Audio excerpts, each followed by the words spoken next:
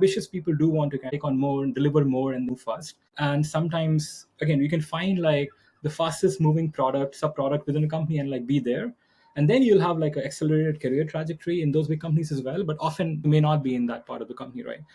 What that means is you're not growing enough. So I think like that's also a reason why people move out. The maturity of the companies in Asia and India, in Europe and the US, it's really about how many engineers have that experience dealing with like 50 million daily active users and developing machine learning systems supporting that at that scale essentially. Europe has great talent across. The Ukraine war with Russia was unfortunate, but a lot of amazing talent from Yandex was fleeing Russia.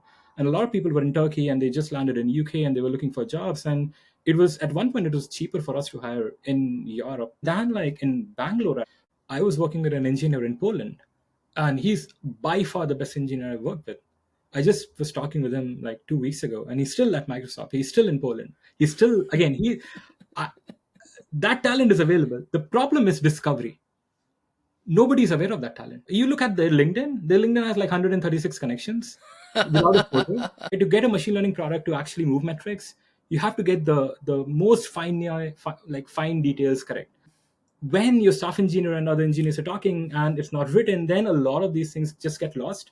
So assuming like a typical AI team would spend close to 1 to 5 million based on like where you are in the product. So the ML team will cost you money. The question then becomes, what is a good ROI for that investment, and where do you want to hire, and what type of talent do you want to hire?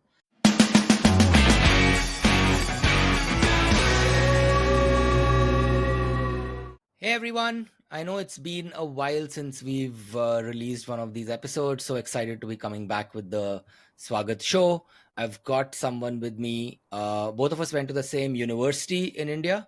Not only did we go to the same university, we have the same name. So I'm so excited to welcome Rishabh Mehrotra.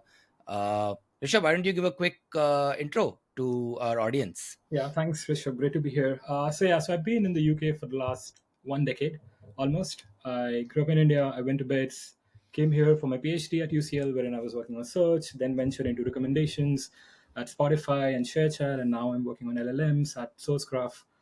So yeah, lots of learning, and happy to talk about this today. That's awesome. There's so many things that I want to unpack. The one thing that we were just discussing before the show is that you worked in an Indian company, then you worked in a European company, Right. and then you worked now for a US company, all of which have grown tremendously, has millions of users. So there's obviously a lot of interesting things that we're going to cover. How maybe a decade ago, while ML was being spoken about, it wasn't something that had captivated our grandmother's imagination. Right. And now everyone and their mother is talking about it, and having sort of seen it grow in Europe, would love to get your view on just how do you view the AI landscape in Europe currently?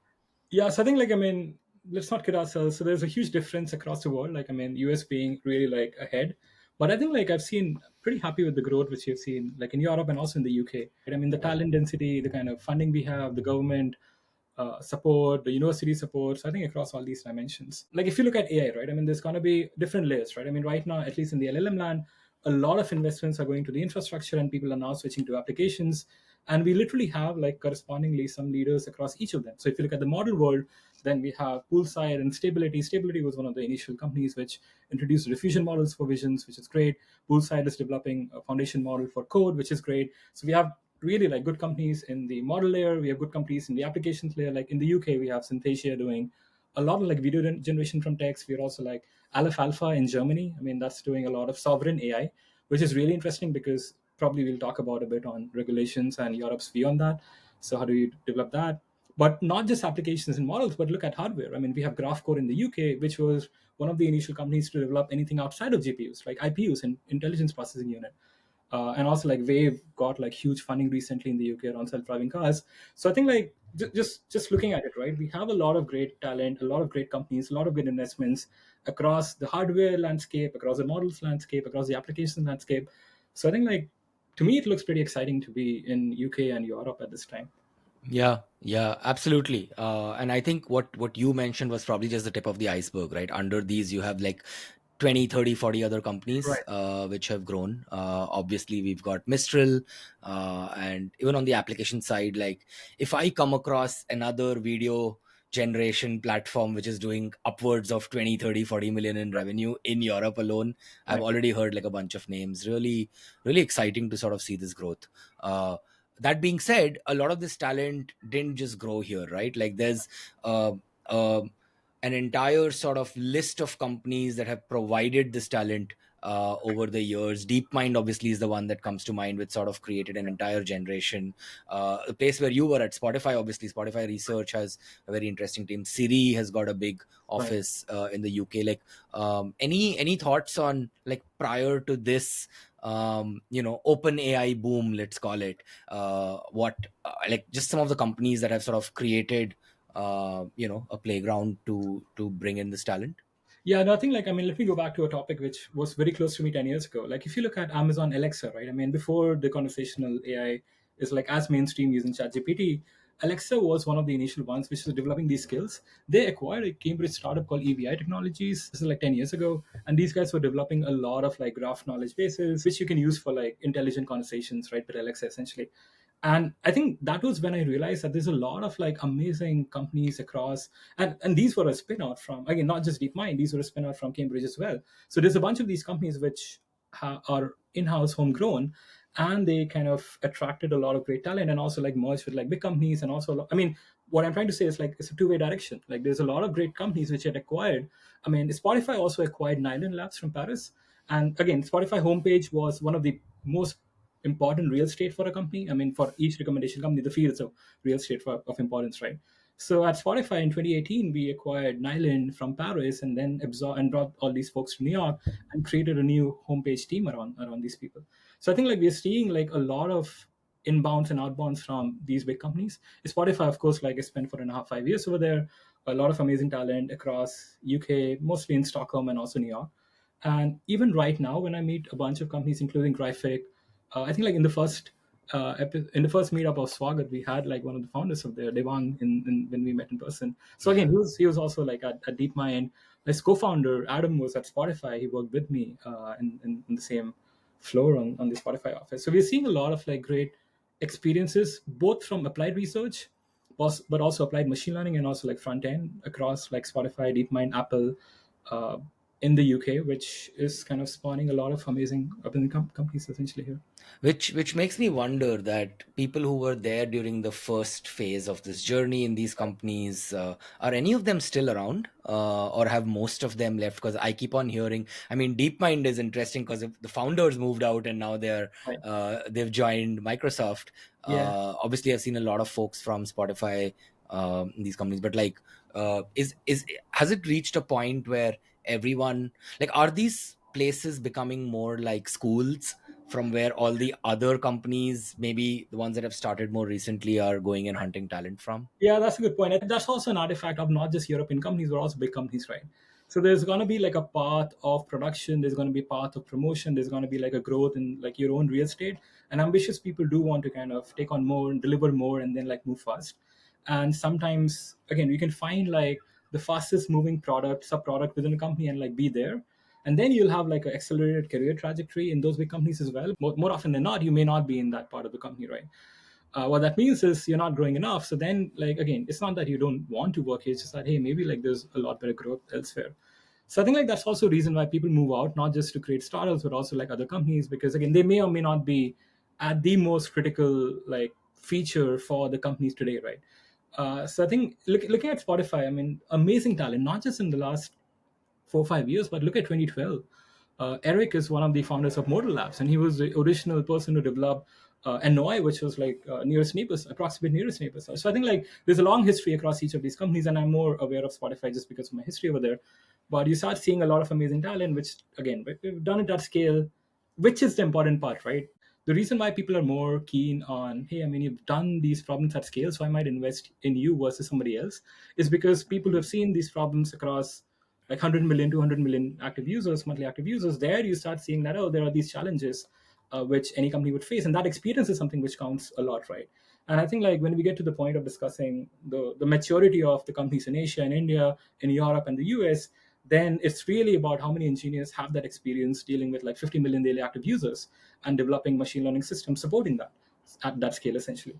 So I think for me, it's more about like interestingly, the people who have that experience, are they still around or have they moved out? And even right now, right, you mentioned that a lot of founders are also getting poached by big companies. I loved Adept, right? I mean, they were doing task specific agents. Adept has become a bit of a joke over the last 1 week. And it keeps on happening, right? You raise great amounts of funds, but also like develop good products and also in a good direction, and then like you get poached across companies. So Yeah. it's interesting things happening. So on this point where I think you brought it up also, which is so the fact that you worked in an Indian company, Right, you worked in a European company, and you worked in an American company. All of these companies have massive scale right, within their respective yeah, audiences, right? Obviously, different kinds of users, right, and I'm just wondering when it comes to the way they approach AI and ML and just the kinds of teams, the thought that goes behind it. Um, I'm just trying to see if there are any differences or similarities that you've noticed. And I'm really using that as a way to talk about more of the region specific nuances, right? So, like a yeah. European versus an American versus an Indian company. Yeah, and I think like there's like, of course, there's a lot of dimensions here, like the business being one, the ARPU being the other, the tech talent available being the third, again, right, the culture being the fourth. I mean, and also like probably one example each is not generalizable enough for me.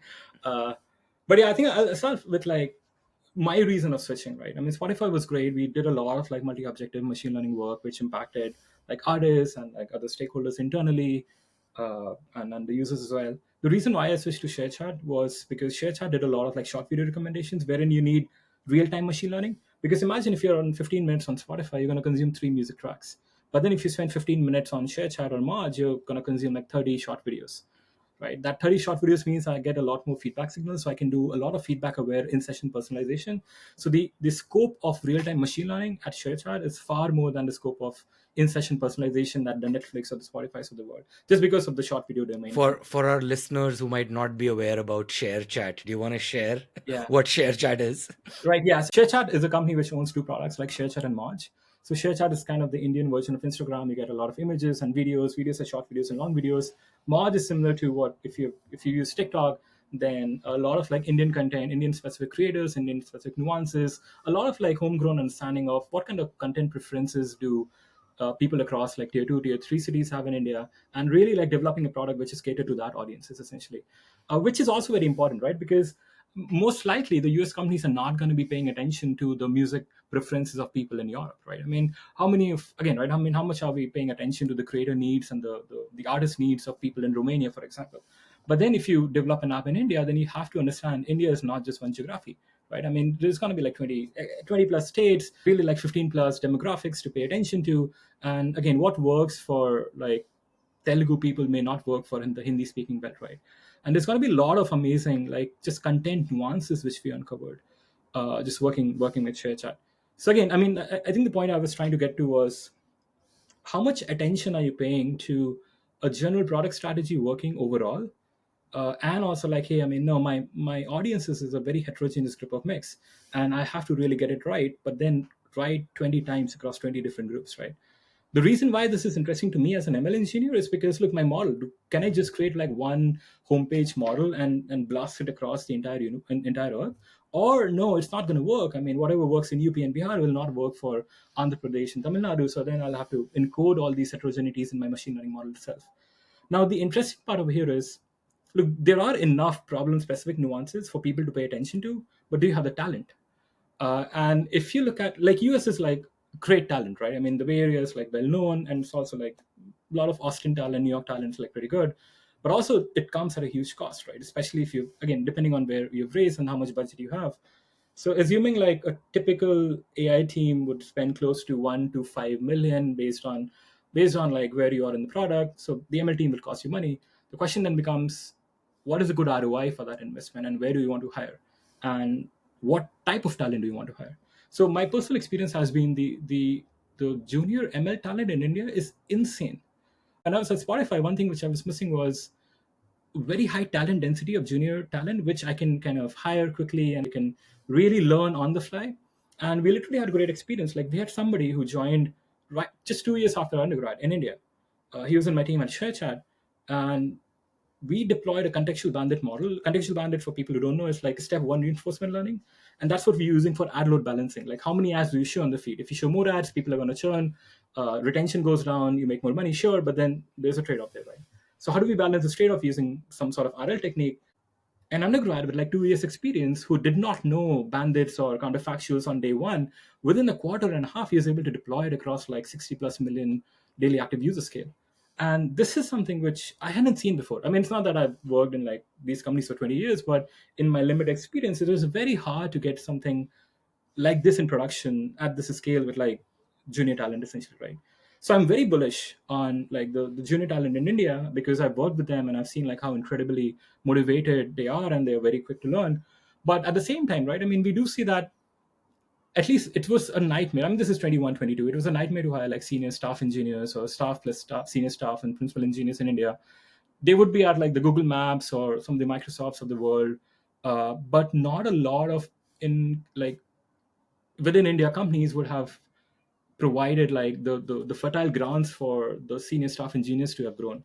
So I think like that's where like when I was at Spotify, when we had to hire, we had to like go out to hire across the world, right? And the question then becomes, does your leadership and the founders, do they see that vision?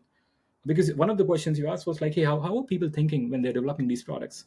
Again, US has great talent in ML, and again across all topics essentially, but they do come at a cost, right? And there's going to be attrition, and there's going to be a cultural aspect over there. Europe has great talent across. I mean, the Ukraine war with Russia was unfortunate, but literally what happened was a lot of amazing talent from Yandex was fleeing Russia, and a lot of people were in Turkey and they just landed in UK and they were looking for jobs. And it was at one point it was cheaper for us to hire in Europe. I mean, and literally like the Russians who were fleeing, and they had great production ML experience at Yandex.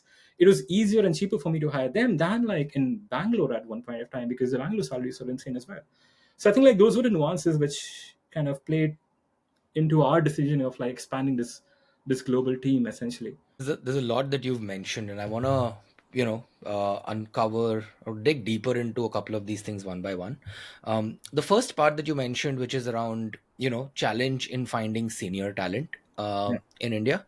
Um, how does that challenge present itself? Because when you look at India, there are clearly companies that have been around for a while right, and have invested in ML to solve different kinds of problems, right? yeah, Like, for example, fraud is something that I know pretty much every right, e-commerce company, or even companies like InMobi, right, wherever you have ads or right, transactions, they've invested in.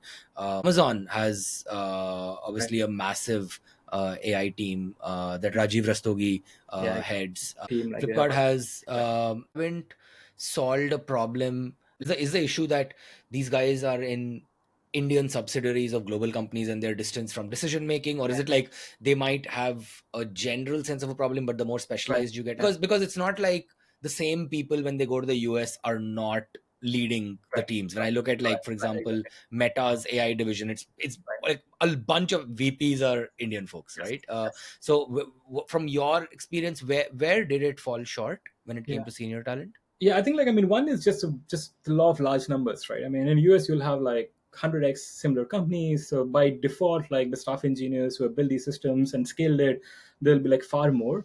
And India, right? I mean in the 2000s to 2010 they're starting to do that, and now like a lot of companies are doing that. So I think it's just like the talent market has to mature, right? Because I mean a junior engineer has to spend 5 years in the industry, scale these systems, and then they become like eligible to be like senior staff, and then they're like floating around, right? So I think one is just because the number of companies were different, and India is like a lot.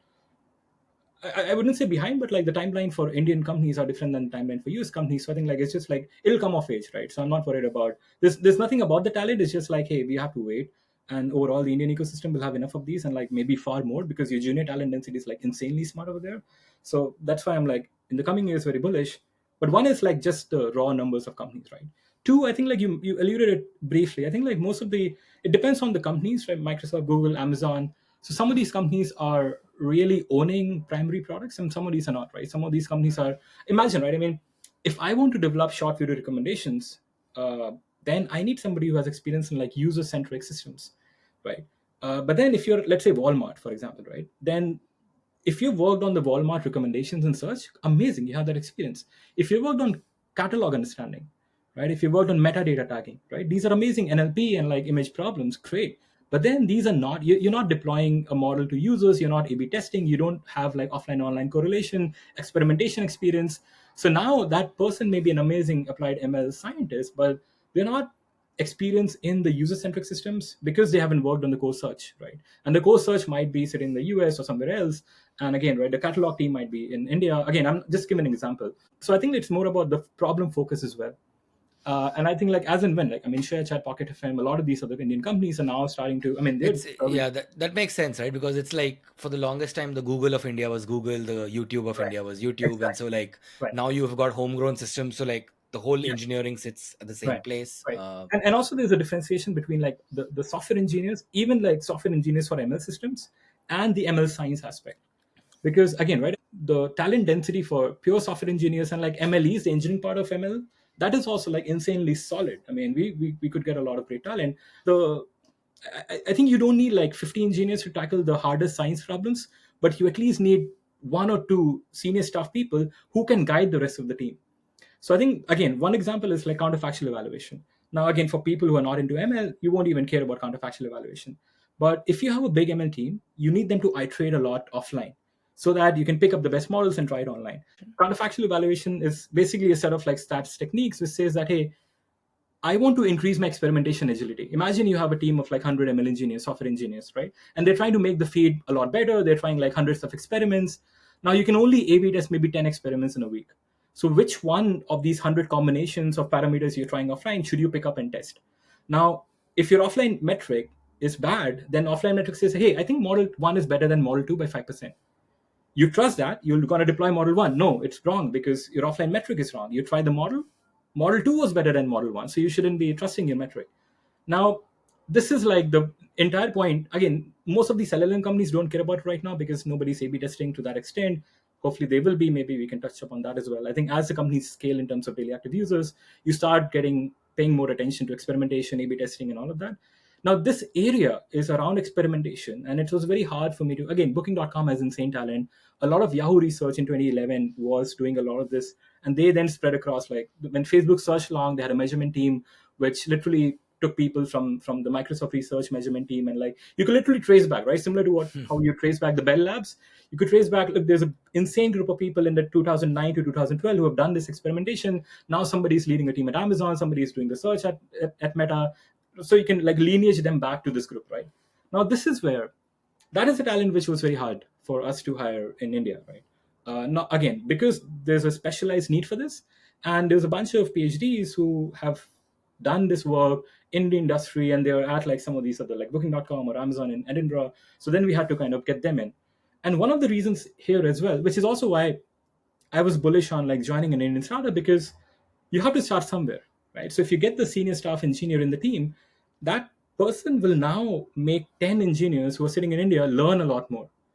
So again, one of the reasons why I was motivated to join ShareChat was so that, hey, can we develop this bridge between the senior staff talent outside India and the junior talents in India, so that they have a role model and they can start learning these things, and I don't have to hire 10 of them, right? Because the ratios were probably like 10 is to 1, right? For each one senior staff engineer, you're going to have like 10 SD 1, 2, 3s, and that bridge of understanding and learning gets built, right? And if you build that bridge in 2020, then all these people are going to start becoming experts within the next 2 3 5 years, and then they're going to end up with like 5 different companies doing all these problems, right? So I think like part of my motivation was how do we build that bridge and connect the amazing junior talent in India with some of the senior staff talent here as well.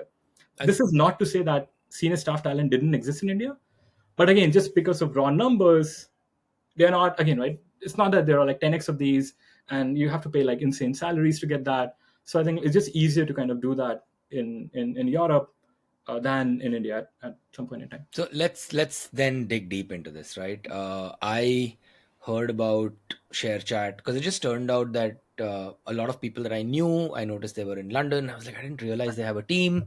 I think one of the leaders at ShareChat was Devdut, Yeah. who's obviously every time I speak to someone who's worked with him, they have incredible things to say. Right. So like, just walk us through how did this even come to be, right? Like, why did it? It's for people that are listening in.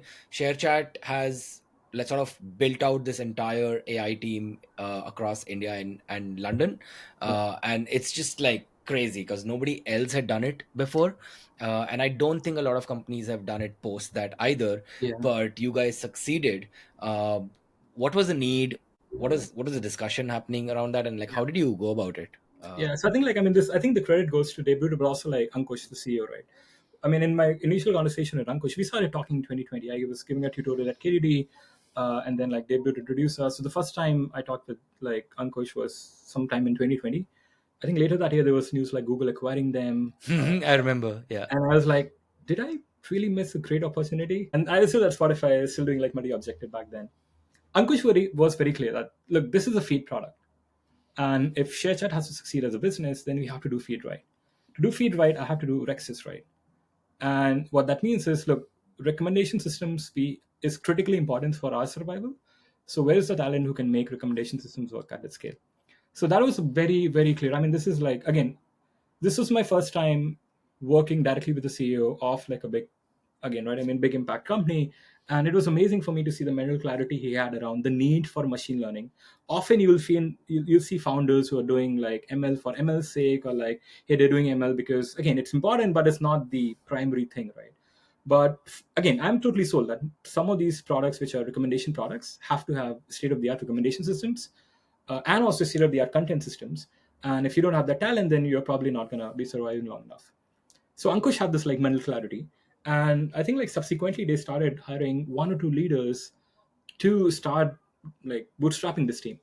And the first few hires we made, this was like way before I joined, they turned out to be great because you can start seeing the impact. You can start seeing, again, why? Because these people have built these systems at scale before, and you can really transfer a lot of those insights immediately.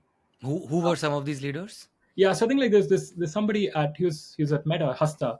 He's in London right now. He's at Amazon, and so yeah, so he does his PhD from ETH Zurich. He had a lot of industry experience even before his PhD. So he was a part of the startup in Switzerland and moved to Meta, and then he switched to ShareChat. He was leading some of the merge teams. The other leader was Wenze. Wenze was leading the Codex machine learning group at Twitter. And he also had built like an amazing team doing recommendations at Twitter. And this was way before the Elon Musk saga at Twitter. So Wenze was very excited about like a lot of like Asian apps doing short videos. And he really wanted to have that impact with like this Indian app like ShareChat, which again, we had amazing numbers in terms of just user liking the product, right? Both on ShareChat and Merge.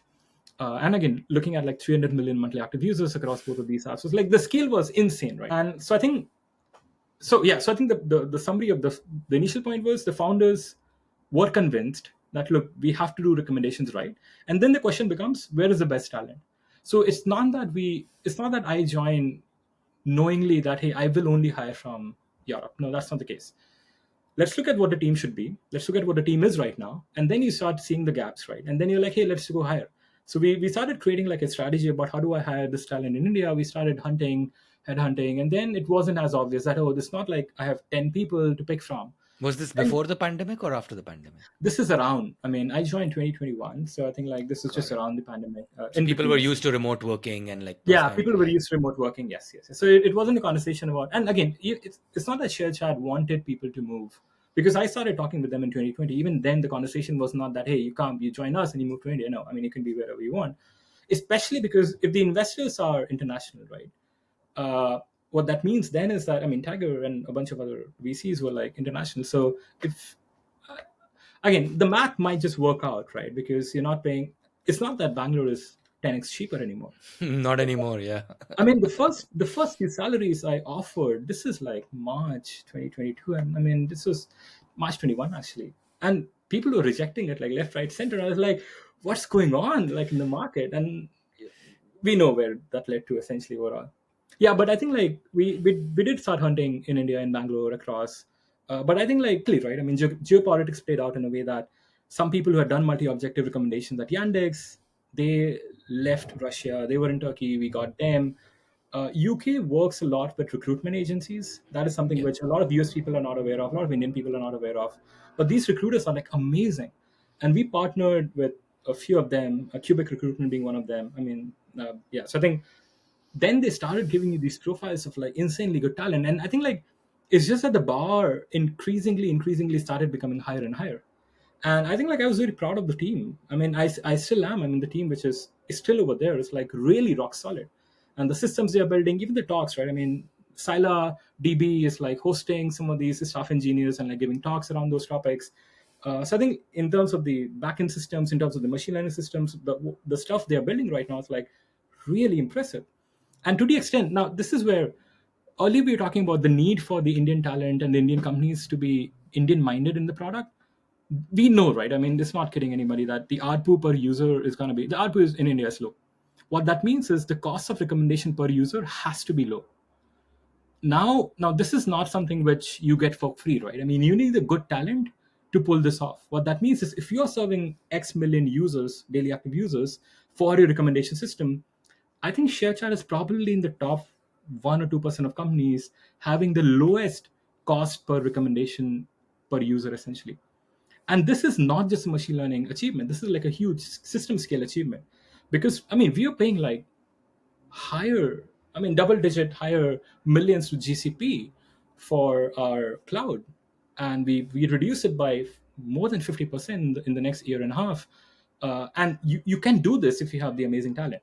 So this is my point. How many people are even, I mean, now again, now not even enough, but also at least like some people are thinking about the cost of the systems you're building, and is it like efficient, and are you doing the right architecture design. So people might say that, hey, if I have to get a great recommendation system, let's hire people who are doing expert machine learning.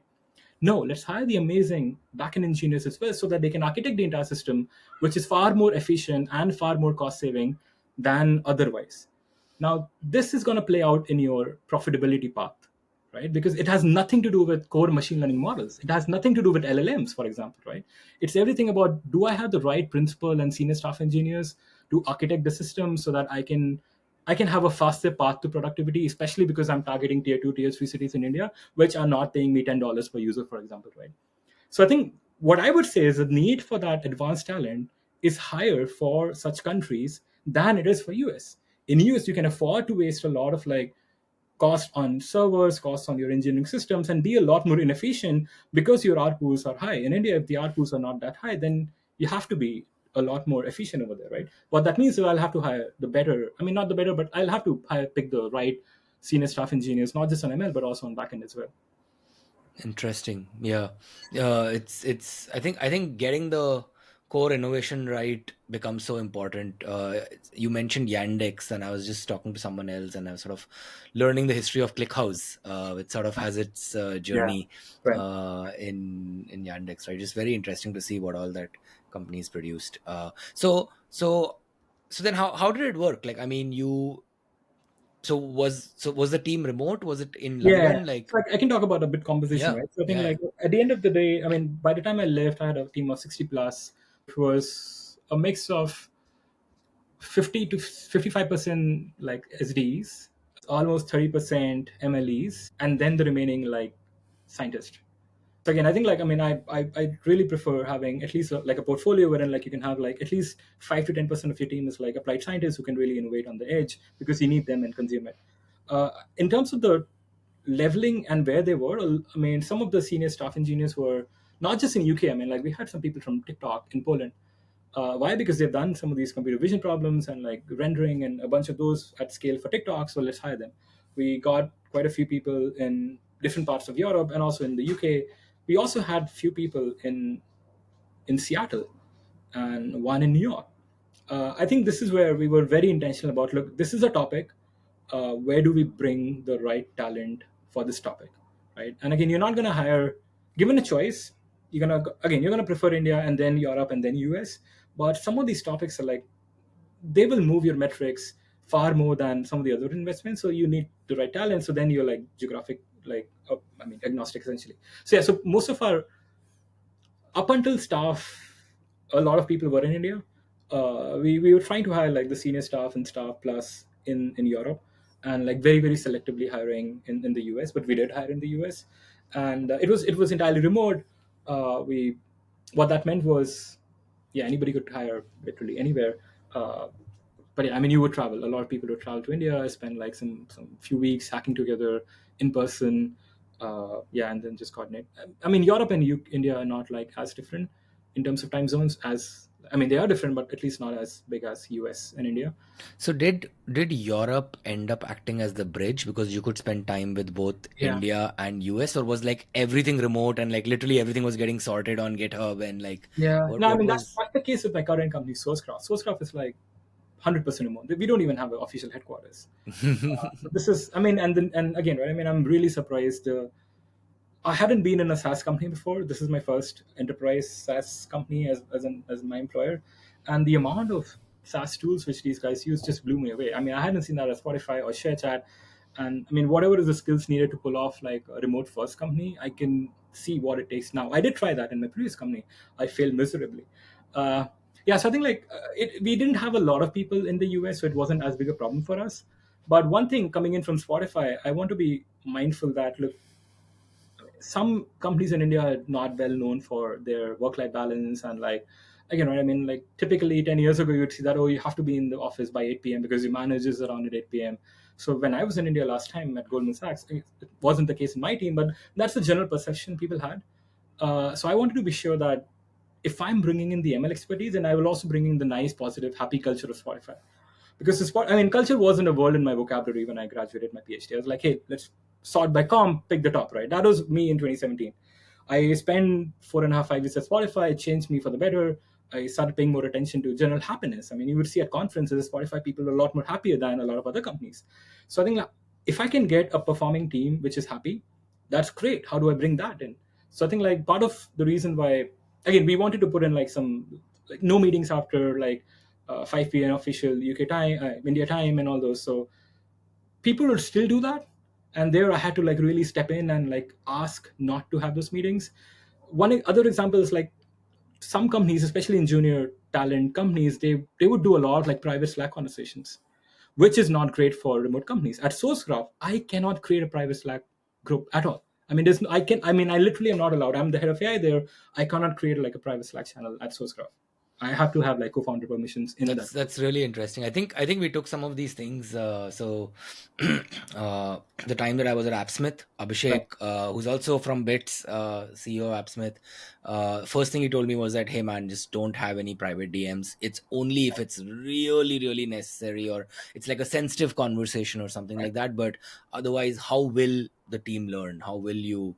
You Yeah. know, Exactly. and Arpit, the CTO, literally had to tell me like this whole thing of pinging on Slack and saying, "Do you have 5 minutes?" and then getting onto a a video call. It's just that's just not the way that you want to be doing Exactly. things. And this is, I mean, this plays a huge role in ML. Why? Because look, ML essentially, right? A lot of amazing projects won't work because of minor decisions in your calculations or in your formulas or in your like implementation, right?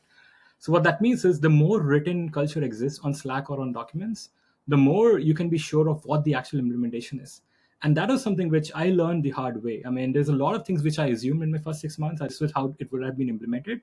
But then you start paying close attention to the actual code, and then you start uncovering all these nuances. Because again, right, to get a machine learning product to actually move metrics, you have to get the most fine details correct. When your staff engineer and other engineers are talking and it's not written, then a lot of these things just get lost. And I would put my money that if somebody is not really paying, even as leaders, right? I was a director of machine learning. We had to look at the entire code, everything. Wednesday was hand holding the entire production changes at one point in time because that is what it takes to move metrics at that scale.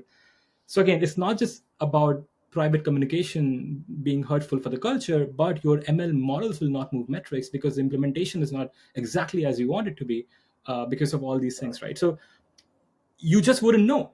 And that's why, I mean, that's why I'm very bullish on 0 to 1 ML, right? I mean, how many of the senior engineers and leaders have built 0 to 1 ML systems? And you see a lot of great talent. When I joined Spotify in 2017, a lot of the 0 to 1 was already built. I was not expecting things to be this horrible in terms of data logging, in terms of actual implementation, actual correctness. So even when I'm hiring right now, I would rather pay attention to how many people have built 0 to 1 ML systems, especially as people are spending like billions on LLM products. Because now like 10x more companies are being built around ML systems, right? And people who have done 0 to 1 ML, they would pay attention to these nuances.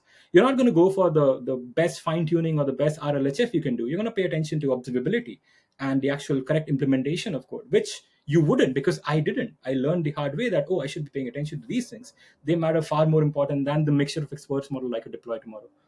So I think like that also says a lot on who has done it before. Can I find that in India or in the UK or somewhere else? And it then translates to that 0 to 1 experience regardless of where you are. Because if I'm hiring for my startup today, then I would hire the 0 to 1 ML talent regardless of where they are, than, oh, somebody local to me versus like somebody who's coming in from like the big companies. If they have not built 0 to 1, then they're going to fail on these problems, because I did fail on those problems when I joined Sharechat. Yeah. So one question on this, right? Like, if you guys did this and it worked well and the team continues to be there, why aren't more companies doing this? So I mean, I know that there's obviously companies that have sort of set up SWAT teams. So for example, Ola has a team in the valley because of Krithrim. Paytm, I think, had teams in Canada and the valley as well back in the day. um, I'm not sure. Maybe InMobi does. I'm not sure, but I know that there's a few Indian companies that have gone. Flipkart, I think, was trying. Right. I think they had some talent there as well, or at least they were trying to hire from there and bring them back to India. Mm. But you don't hear this as a playbook. You know Yeah. how there are playbooks like, hey, raise Series A, do these things, Right. hire this. It doesn't seem like it's a playbook, and it doesn't look like. I'm not sure if money is the issue. It doesn't look like it's a financial reason that people don't want to do it, right?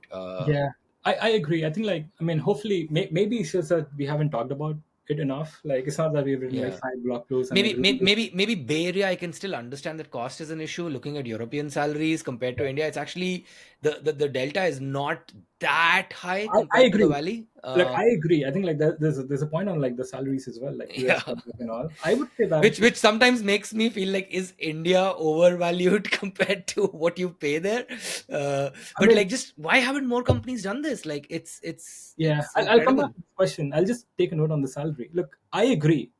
I got some offers from the same companies when I was graduating my PhD, and got an offer from the US and UK, and there's like a two-third half differences across those. Again, right, for people listening, it's not all lost hope. I mean, the top 1% of talent is earning correspondingly same here and there. Yeah. I think like, yeah, I mean, it's generally correct, right? So I mean, probabilistic, yeah, I mean, of course, like UK salaries are going to be lesser, but then if you're a good talent in ML, then I think like I would say that this advice is probably not relevant to like 95% of the audiences just by probabilities. But essentially, if you're an amazing talent, then I think like location starts to play less and less and less role. And I know of like amazing salaries, not just in the fangs in the UK, which are really really competitive with the Bay Area salaries, just because you are like that good. So that's a side note. That doesn't change the fact that like UK pays a shit lot less in tech than the Bay Area. There was a brilliant post that George Oroz wrote, right? The trimodal nature Right, of salaries right, right, in every market, right? Where there's right, always going to be this one part that it won't even be put up on Glassdoor and stuff, and it's right, just gonna be like 2x higher than anything else, and right. like, yeah, yeah, Yeah, yeah, that's a great call out. Yeah, I think like, I mean, I think coming to the playbook, look, it's really hard to find. I mean, we managed to get it. I wouldn't say we got it like completely right. We managed to get it like mostly right because we could hire those engineering leaders as well, right? Because the question then becomes, I mean, engineering leaders are anyway hard to hire, and engineering leaders who want to do 0 to 1. Because again, if you're hiring this in India, right, then that means like you're hiring at a place wherein you need the 0 to 1 ML to be done right. Now there's a difference, right? There's a difference between 0 to 1 actually happening and 0 to 1 happening in a correct way. Because again, right, if you're having like 10 million plus users, then you of course have some ML baked in. The question then becomes like, is it ready for the right scale for the ML? So it may not be the right 0 to 1 implementations, right? So I think the question then becomes, how many leaders do we have who can do 0 to 1 in the right setup and have that experience and can be talent magnets? Because when you're hiring people from TikTok, they haven't even heard about some of these companies before, right? So you got to be really landing the pitch well. You got to be playing to their motivations on like incentives. Like, forget about the company, what do you get in this role, right? And there's a lot of again, you have to do right on multiple of these aspects to get the entire system working. I know of a couple of other companies who have tried and stopped, right? So I think like getting multiple of these things right is probably important.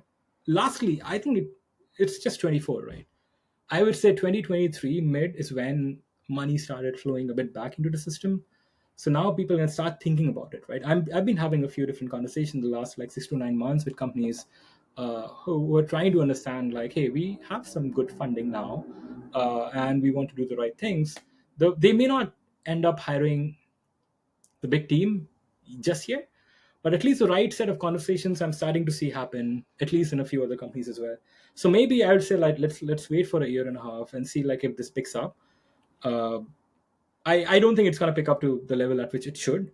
uh, yeah, so I think, like, let's see how that plays out.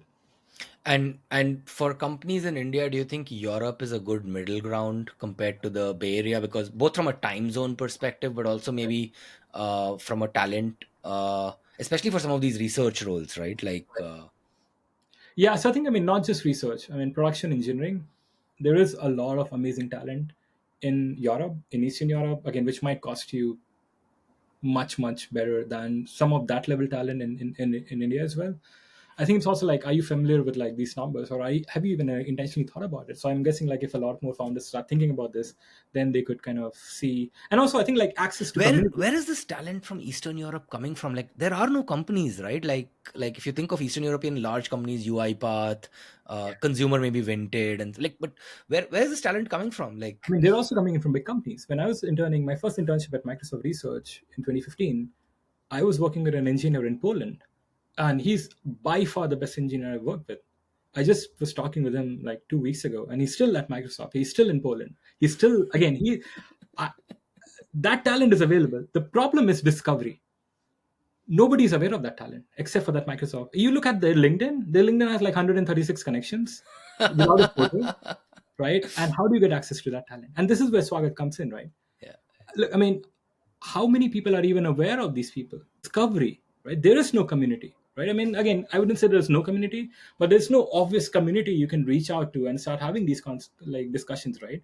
So I think, like, discoverability of this talent, discoverability of the fact that, hey, this is also an option. Let's at least consider and intentionally reject. I think most of the times right now it's not even a consideration. I'm happy for, again, right? We're happy for it to be a consideration and then get intentionally rejected. But right now, it's not even like something which pops up in their head, right? So I think we have to facilitate some of these conversations with some of the leaders or some of the senior talent in the UK and like this forum, and then maybe at least like put some numbers in and see if it makes sense or not. Then maybe most people start trying out, and that's why, like, I think, like, Swagat is really important. Not just, again, right, I'm not just saying because like you're hosting this podcast, but community is discoverability. I got an intern at Sourcegraph right now. His LinkedIn profile is like a bot. I mean, there is no way my talent acquisition team will ever be able to hunt this person. I got him from Hugging Face Transformers repository, wherein I posted a question, he replied back to the answer. And then I had to go all the way, look at his contributions on GitHub, look at the code comments. And then I reached out. He's from a university I don't even know the name of. It's not in the top 50, top 100 universities. Is this in India, in Europe? It's somewhere in Kolkata. I don't even know the city which this university is in. Literally, I mean, what I did was I literally screenshotted the resume of this person. I mean, the LinkedIn, showed it to my HR, I mean, the talent acquisition, showed it to my CTO and said, like, this is what we need. And I think this is why I'm like very bullish when I mentioned earlier that the junior talent in India is insane. Again, not just in India, it's just that I have more observability into India. So that's why my opinions are more informed by that Indian talent. The sheer amount of skills Yeah. which, I mean, he's committed code to official Transformers repository, flash attention implementations for 3 different models, and he would come in, again, I won't say the numbers, but he would come in like far more cheaper than half, one fourth the talent you're going to get in Bay Area, right? So I think, like, No, you don't need to tell me. I've invested in a couple of companies. The round was like a 2 million, $3 million round, and they're like, yeah, it'll last us for maybe right, a year. I was like, why? It's like, have you seen the kind of talent? Have you seen OpenAI and some of these salaries? right. And I think, So like, that brings the point of discoverability, right? yeah, I think it's also about like getting the right discoverability and leaders who know that, hey, I have to hunt here as well, and also like having forums and communities like this to kind of facilitate this discovery as well. yeah. What's the advice that you would give to Indian CEOs? Because my sense is, from what you're saying, this opening or hiring outside your core geography is still a big decision. Historically, when I look at Indian companies, they're much more open to hiring non-technical talent outside, marketing, sales. Like typically, if you think of the narrative in India, it's Yeah. like, hey, move to US to build a GTM team, Right. right? Right. Nobody's telling people move to, because it goes against maybe what the investors are selling to the world, Right. which is we'll set up the base in India and hire Right. talent in India, which Right. is more cost effective. Yeah. But like to CEOs or CTOs, like what's the from your journey, what are you going to tell them? I think like the first acknowledgement is that it's not you're not going to hire the masses in Europe, right? Again, you're selectively going to hire only key strategic roles in India, and you don't have to. I mean, the ratio is probably like 1:8, 1:10. So if you have to get a team of 30 people, you're going to hire like 28 of them in India still. So your biggest hiring headache is India, sure. But if you're a good leader, then you would understand the pivotal role these two, three talent plays, because they're not going to impact just their work. The rest of the eight people working along with them are going to have a great impact today. And also, this compounds over a period of time. Because the kind of systems these people are building and the kind of talent which these people will grow, and they'll become like senior engineers, staff engineers in your companies in the next 2, 3, 4 years. So the amount of learning they have, the amount of compounding it plays out is going to be insane. So don't just look at it that, hey, I'm going to invest this much and get these two people today, and what's the impact for my metric in the first quarter. But at least start seeing that there's going to be a compounding effect on your talent, on your upskilling in the team, and all your systems over a period of time as well. And also, you just have to hire a small subset of these, right? Just the bridge, right? Just the senior staff engineers, some of them who have built these systems before and can work across geographies. Especially Europe is going to be like much easier. A lot of like European Yeah, counterparts wake up 7 a.m. Right? I mean, yeah. I never woke up at 7 a.m. in India, so I think like Indian talent wakes up. I don't know, maybe anecdotal Indian talent wakes up like later in the day than like European talent, so that just works well for the European talent as well. And so what's the how does that advice change for US companies? So I've been spending a lot of time in SF. Obviously, Hayes Valley, it's all about AI. That's what it sort of brought in. All the guys who went to Miami are now back to SF. And, one of the things that I find interesting is that people in the Valley have very little idea about what's happening in Europe. Right, The people that work in the big tech, the Mag 7s and those kinds of yeah, companies, they do have an office in Europe, and so they visit. right, But even big tech in Europe, you could count it on your fingers, right? There's what right, there's Google, there's Meta, maybe Microsoft now will grow right, because of what Mustafa is going to do. But like, you don't really have serious big tech, right, the American companies that have large centers here, right? And I one of the things that I was telling to a lot of founders, obviously I was meeting a lot of Indian founders there, but I was telling them that, why don't you consider Europe? I know, because all of them know about India, right? And they all have their teams in India, but I don't think many of them are aware of just the kind of quality of talent that they have. right, Um, Even though their own teams might have like Cambridge, Oxford, Imperial right, guys, right? right. And so just wondering if there's any advice that you would give to CTOs or engineering leaders in the US. And now that you're working for a US company, right? Like, Yeah, and I think like I mean it does like I mean you always have a budget, right? Of that. I mean, again, half of my conversations around this was with my CFO at Sharechat. I always had to like, hey, why should we put notification ML on notifications? If we spend X $1,000, you're gonna get this ROI, and we're gonna land you the money in like X months from now. So I think like again, as Spotify, I never had these conversations. At Sharechat, I was like very capitalistic in my thinking that look, you spend this much money now, I can make this much money 6 months from now, and here's the ROI deal, right? Let's handshake on that. So that learning was great. I think like it to me, it's more about like, hey, if you have a budget and if you want to optimize the best out of that budget, then it makes sense to kind of consider like Europe for sure. And also, again, right, I think it does probably most of these teams have some version of a team in Asia, right? Be it China, be it Vietnam, be it India. I mean, it's not just India and Asia, right? There's a lot of like amazing talent. A lot of people in Thailand as well, which are like, I mean, we have some team members in Thailand and they're like doing amazingly well. So I think like having that middle bridge is also important, because again, most of these enterprise companies are anyway enterprise ML. Again, my first experience. You guys have a lot more experience on this. You need some talent in the region to interface with the local or like neighborhood companies as well, like customers as well, right? So I think there's a lot of not just like monetary reasons, not just like good talent reason, but also like good GTM and like customers. I mean, not just customer support from like, hey, like what's the error, but also like co-developing some of these solutions and really understanding the nuances. Because look, to to get LLMs to do a good job, you have to understand what's going on and pay close attention. Again, these are ML products, right? Most of the SaaS so far maybe wasn't as ML-ish as it has to be going forward. So the kind of attention to detail you have to start paying more in the SaaS products coming out now, it's going to be like a lot more, right? So I think like there's a bunch of these reasons to start considering that Europe talent now. Yeah. And I think like bulk of it was also just in finance, right? I mean, most of my friends in London are still in finance. Finance, consulting, which brings me to probably the last segment of this. Obviously, I'm very, very bullish that I feel that Indians are going to become the most important immigrant group in Europe.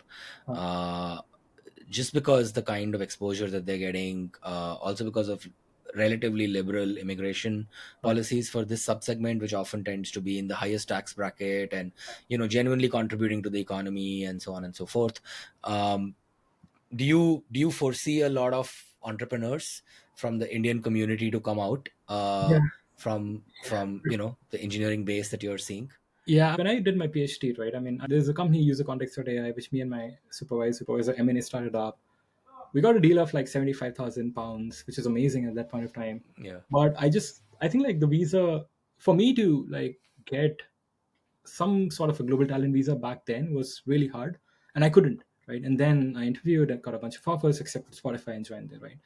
What that meant was there was an opportunity for me to start up way back in 2017. I started, I didn't wrap it up because of like immigration wasn't as helpful. Today I'm on a global talent visa, and I know like you've helped a lot of people obtain global talent visa. I keep like pushing this to a lot of people. So we've seen like drastically in my limited career so far, I've seen like this just being so much more lucrative to attract talent. And just the fact, I mean, a bunch of these people now are just like, hey, they're on global talent and they're not like withheld by a lot of US talent is still, right? I mean, one of the reasons why I didn't move to the US was because you hear so many stories of like, I mean, oh, you're stuck in the US, you can't go to India because of all these reasons.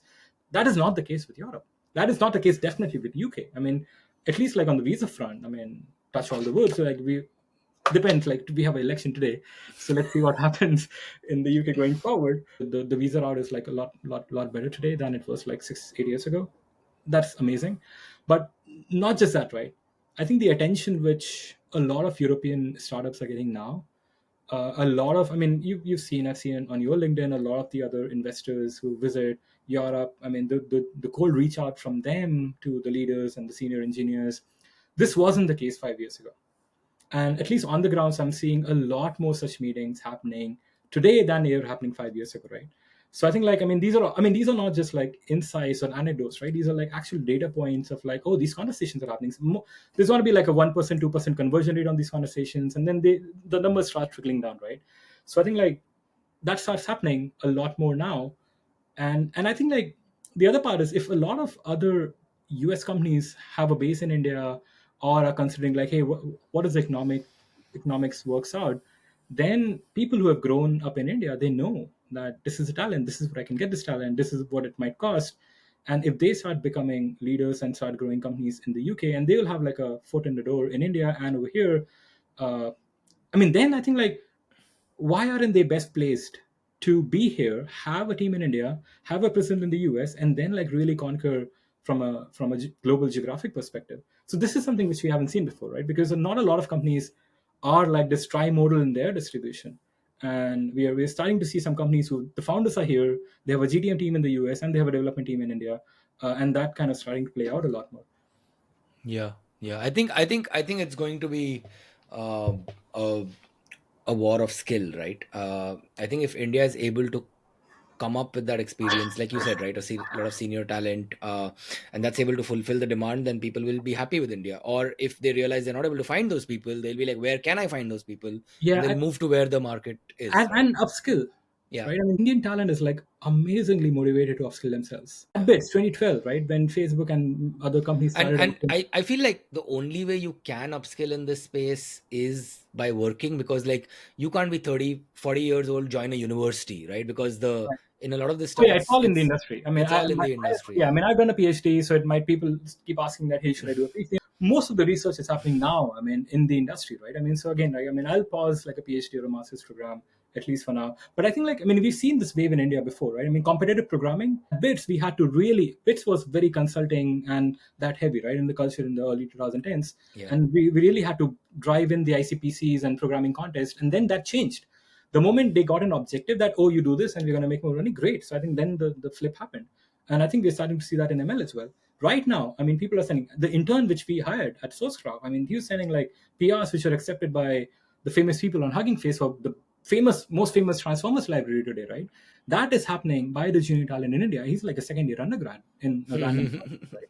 So I think like that learn on the internet is, again, right, I mean, we all speak English, right, far more than probably a lot of the rest of the world.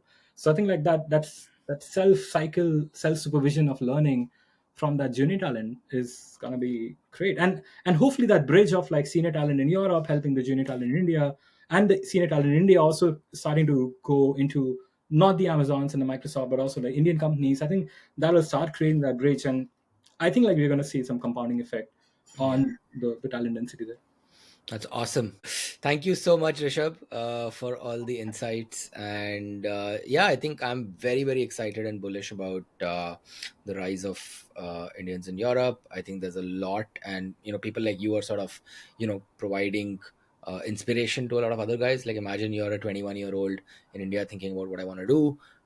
Say you've got your user visa rejected, and you're like, hey, Right. what options do I have? They'll probably come across your journey and be like, hey, if this dude could do it, I could probably do it as well. I think I'm very bullish on. I've been in the UK. I mean, what more than like I've spent a decade over here. Still continue to be here as of today, at least. So yeah, so it's like, yeah, I would welcome. And I think like, I mean, we're starting to see a lot more talent, and like even your group Swagat, right? I mean, like that community being built. So I think like all the reasons to be a lot more bullish on like this being a better place. Awesome. Thank you, Rishabh.